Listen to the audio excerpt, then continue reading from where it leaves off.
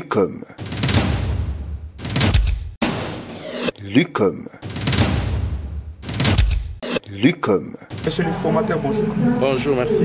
Est-ce qu'on peut d'abord vous connaître, votre présentation? Merci beaucoup. Je suis maître Roger Kidima Lukuba, assistant à l'Agence pour la prévention et la lutte contre la traite des personnes. J'ai la charge de la formation et de la recherche dans cette agence. Maître Roger, aujourd'hui vous êtes dans la province de Lomami, plus précisément dans la ville de Mweneditu. Est-ce qu'on peut connaître l'objet de votre présence ici? Oui, merci beaucoup. Nous sommes à Mweneditu, dans la province de Lomami. C'est pour la formation initiale des acteurs de première ligne. Nous voulons renforcer leurs capacités afin de leur doter de connaissances requises pour une action efficace et efficiente sur le terrain. Parce que par acteurs de première ligne, nous entendons les OPJ de la PNC, bien sûr. Nous entendons aussi la DGM, l'ANR, les magistrats, tant de parquet que de juridiction, les avocats, les acteurs sociaux et tant d'autres encore, notamment les inspecteurs du travail. Voilà, nous venons pour leur donner les notions basiques relatives à la traite des personnes pour qu'ils puissent avoir des connaissances à la matière. Aujourd'hui, la population de la Lomami en général veut connaître la traite de personnes. Qu'est-ce? Oui, merci. La traite des personnes, c'est une criminalité transnationale organisée. Très simplement, la traite des personnes, c'est l'une des pires violations des droits de l'homme. Elle revêt plusieurs formes. Pour comprendre la traite des personnes, justement, il faut en connaître les différentes formes. Nous avons notamment le mariage forcé. Nous avons la prostitution d'autrui qui bat son plein presque dans toutes nos villes.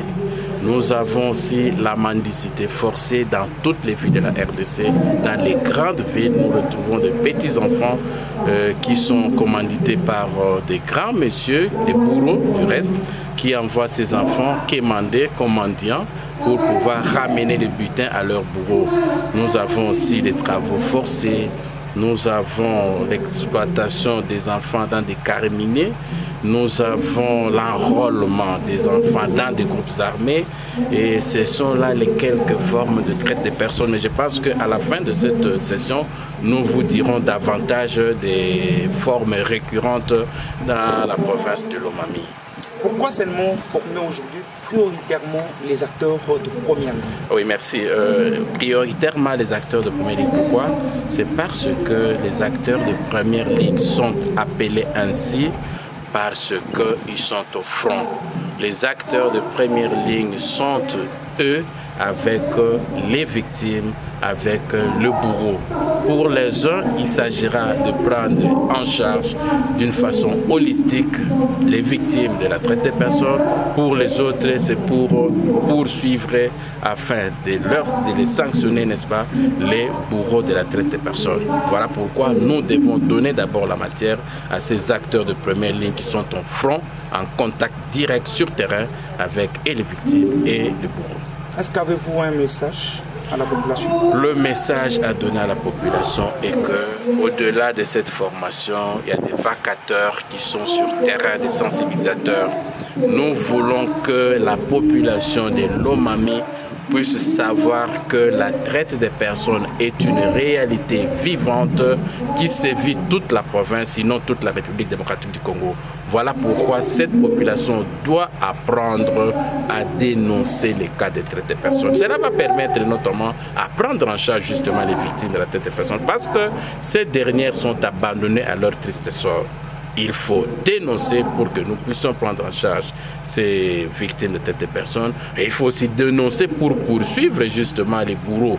Tant qu'on n'aura pas démantelé les réseaux de mafieux, les réseaux de trafiquants de traite des personnes, on ne va jamais, n'est-ce pas, attaquer ces phénomènes odieux de traite des personnes. Nous devons dénoncer à travers la ligne verte un numéro court par lequel on peut appeler gratuitement. C'est le numéro 129 129.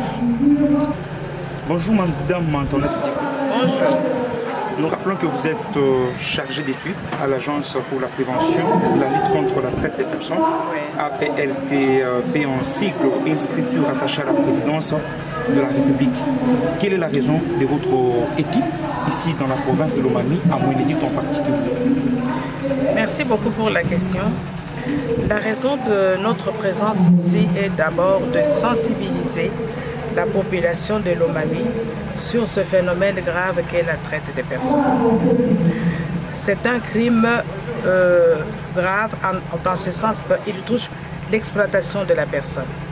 Et souvent, les personnes qui sont victimes ne connaissent pas qu'elles sont victimes. Pour cela, nous sommes venus pour les sensibiliser et aussi donner la formation aux acteurs que nous appelons les acteurs de première ligne, c'est-à-dire les magistrats, les avocats, les OPJ, les assistants sociaux, et la police, les gens de l'ANR, de la DGM et la société civile en général. Madame Antoinette, vous avez parlé de la sensibilisation tout à l'heure. Est-ce qu'on peut connaître qui sont ces sensibilisateurs qui sont sur le terrain? Ok. Ces sensibilisateurs, c'est toutes les catégories de la population que nous avons ciblées, étant donné leur proximité avec la population. Quelle est la procédure utilisée? Nous arrivons, nous les sensibilisons pendant un jour pour leur donner les prérequis de la traite. Il faut d'abord qu'ils comprennent ce que c'est que la traite des personnes et comment ils vont transmettre ce message. Donc, cette procédure a eu lieu hier et après, on les lance sur terrain. Ils peuvent aller vers les marchés, vers les églises, et les leaders d'opinion dans toute leur diversité. Nous voulons permettre à nos auditeurs de comprendre et connaître quelques formes de traite des personnes. Est-ce que pouvez-vous nous citer ces formes? Oui, la traite des personnes revêt différentes formes.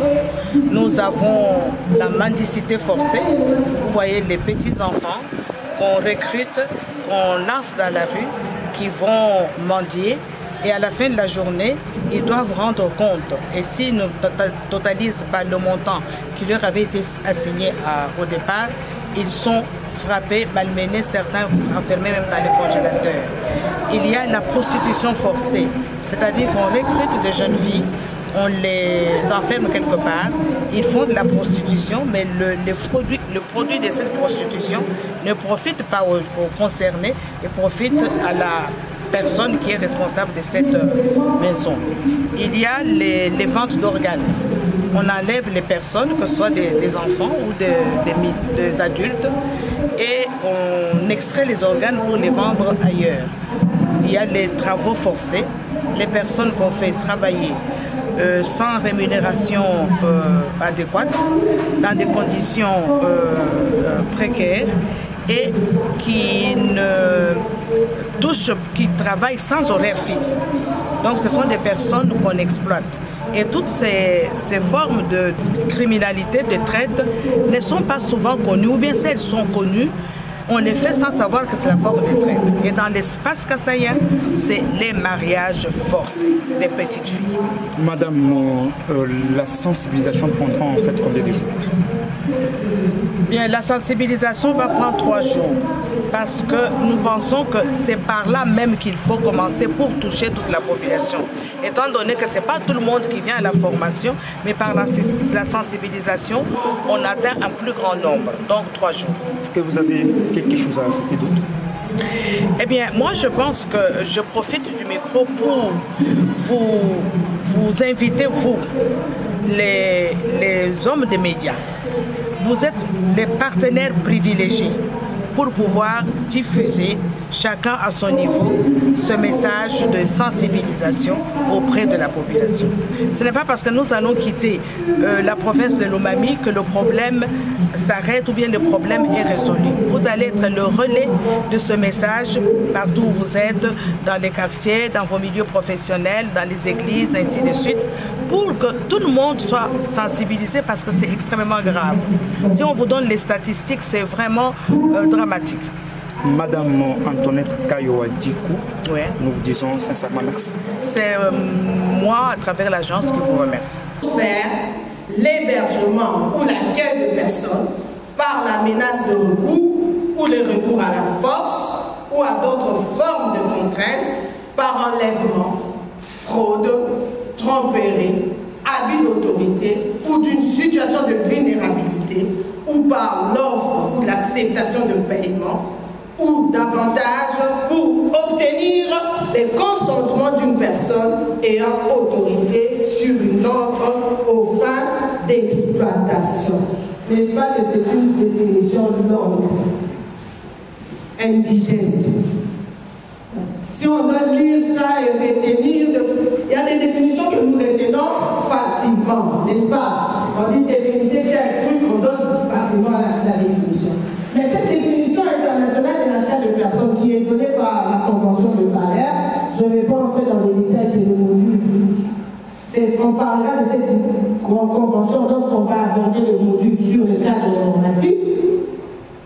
Cette définition internationale est longue, de fois difficile à réunir. Voilà pourquoi nous avons pu tirer de cette définition 3 dimensions. Et vous comprendrez avec moi qu'à partir de ces 3 dimensions, à partir de ces résumés, nous allons comprendre et maîtriser la définition de la traite des personnes. Quelles sont ces 3 dimensions? Nous parlons d'abord des actes, deuxièmement des moyens et troisièmement des finalités. Pour qu'il puisse y avoir traite de personnes, il faut qu'il y ait un acte, il faut un moyen et il faut une finalité. Être le mariage forcé et l'enrôlement dans les forces ou groupes armés. On a utilisé un acte, on a utilisé un moyen pour une finalité que nous venons d'énumérer. Je vais donner un exemple. Une agence qui fait étudier les enfants, qui prétend aider les enfants à aller étudier en Europe, par exemple. Tous, lorsque nos enfants terminent les humanités, à exception près, nous voulons tous que nos enfants aillent étudier ailleurs, n'est-ce pas?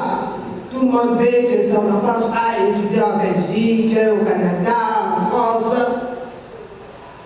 en Chypre, partout où nous pouvons envoyer nos enfants. Et une agence qui s'est constituée, et ils savent déjà ce qu'ils sont en train de poursuivre. Mais eux, vous qui venez vers eux, vous ne savez pas ce qu'ils ont comme finalité. Ils vous disent que non, ils vont faciliter les démarches à l'étranger, ils vont payer même les billets pour que les enfants puissent aller étudier ailleurs. Et ils savent que lorsqu'ils vont amener l'enfant là-bas, ils vont l'utiliser à d'autres fins. Mais vous, vous ne savez pas. Il a utilisé quoi? Ils ont utilisé la tromperie. Et ils le savent, mais vous ne savez pas. Vous y allez. Ils disent non, ne vous dérangez pas. Pour quelque chose, ne vous dérangez pas. Nous-mêmes, nous allons trouver les documents. Pour les passeports, nous-mêmes, nous payons les passeports. Pour les séjours là-bas, nous-mêmes, on va trouver un endroit et tout. Ok. Vous confiez l'enfant est amené à l'étranger.